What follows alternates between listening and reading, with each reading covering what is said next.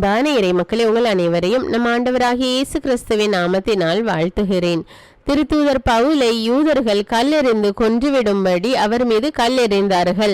அவர் இறந்துவிட்டதாக நினைத்து அவர்கள் சென்று விட்டார்கள். ஆனால் அவர் மறுபடியும் எழுந்து மீண்டுமாக நற்செய்தி அறிவித்தார். நம்முடைய வாழ்க்கையிலும் பல துன்பங்கள் வரலாம், மீண்டும் மீண்டும் துன்பம் வந்து கொண்டே இருக்கலாம். ஆனாலும் ஆண்டவர் மீது உறுதியான நம்பிக்கை வைத்து அவரிடம் நாம் உதவி கேட்க வேண்டும். ஆண்டவருடைய இரக்கத்துக்காக நாம் மன்றாட வேண்டும். அப்பொழுது ஆண்டவர் நமக்கு உதவி செய்வார், துன்பத்திலிருந்து விடுதலை தருவார். ஆனால் நாம் நம்பிக்கை வைத்து எப்பொழுதும் அவரையே பின்பற்றி இருக்க வேண்டும். துன்பம் வந்தவுடன் யாராவது நமக்கு உதவி செய்வார்களா என்று நினைத்து ஜோசியம் பார்ப்பது, குறி கேட்பது போன்ற காரியங்களில் நாம் ஈடுபடக்கூடாது. அது ஆண்டவருக்கு அருவருப்பான செயல்.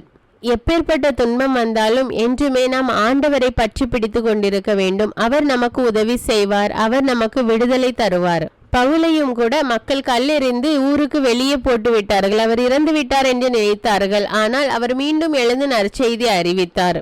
இன்றைய நற்செய்தியில் ஆண்டவர் இயேசு கூறுகிறார், நான் உங்களுக்கு அமைதியை விட்டு செல்கிறேன். நான் உங்களுக்கு தரும் அமைதி இந்த உலகம் தருகின்ற அமைதி போன்றது அல்ல. நீங்கள் கலங்க வேண்டாம், மருள வேண்டாம். நான் போகின்றேன், ஆனால் மீண்டும் உங்களிடம் திரும்பி வருவேன் என்று கூறினார். நம்முடைய சிந்தனை வேறு, ஆண்டவருடைய சிந்தனை வேறு. அதனால் நாம் நினைக்கிற மாதிரி அல்ல, அதையும் விட மேலான அளவுக்கு நம்மை ஆசிர்வதிக்க வல்லமையுள்ள தேவனாய் இருக்கிறார்.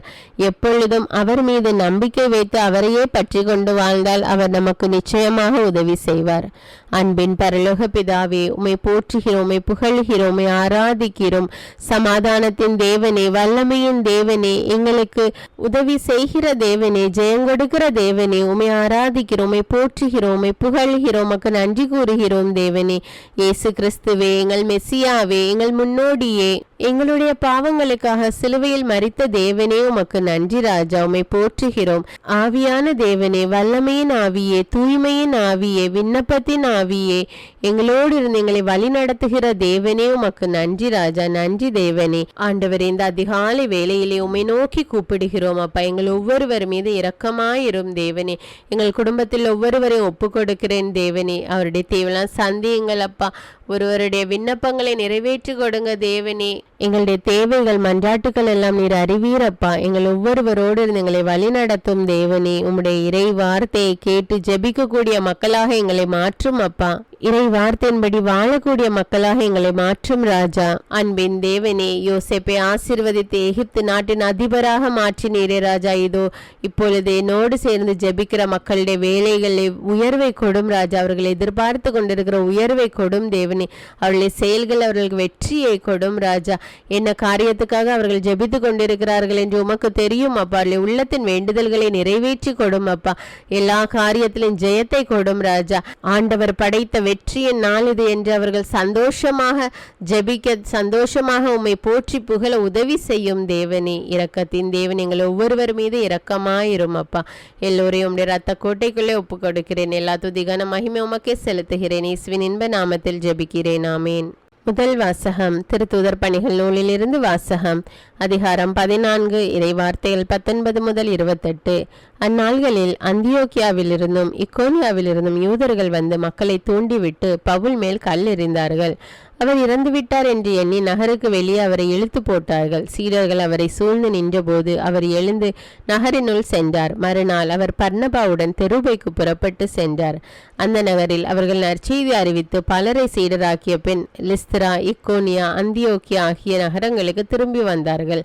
அங்குள்ள சீடர்களின் உள்ளத்தை அவர்கள் உறுதிப்படுத்தி, நாம் பல வேதனைகள் வழியாகவே இறையாட்சிக்கு உட்பட வேண்டும் என்று கூறி நம்பிக்கையில் நிலைத்திருக்கும்படி அவர்களை ஊக்குவித்தார்கள். அவர்கள் ஒவ்வொரு திருச்சபையிலும் மூப்பர்களை தேர்ந்தெடுத்து நோன்பிருந்து இறைவனிடம் வேண்டி தாங்கள் நம்பிக்கை கொண்டிருந்த ஆண்டவரிடம் அவர்களை ஒப்படைத்தார்கள். பின்பு பிசிதியா வழியாக பம்பிலியா வந்தார்கள்.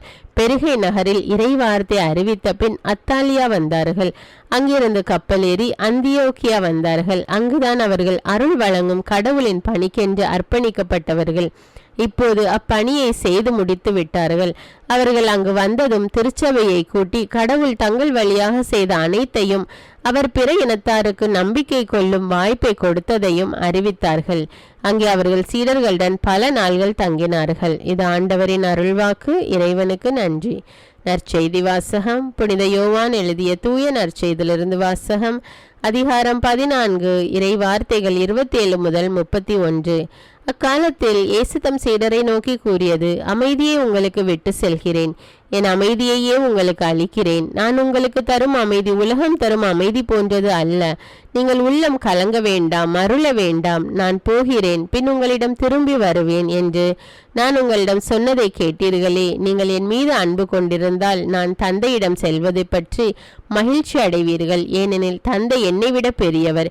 இவை நிகழும் போது நீங்கள் நம்புமாறு இப்போதே இவை நிகழும் முன்பே சொல்லிவிட்டேன்.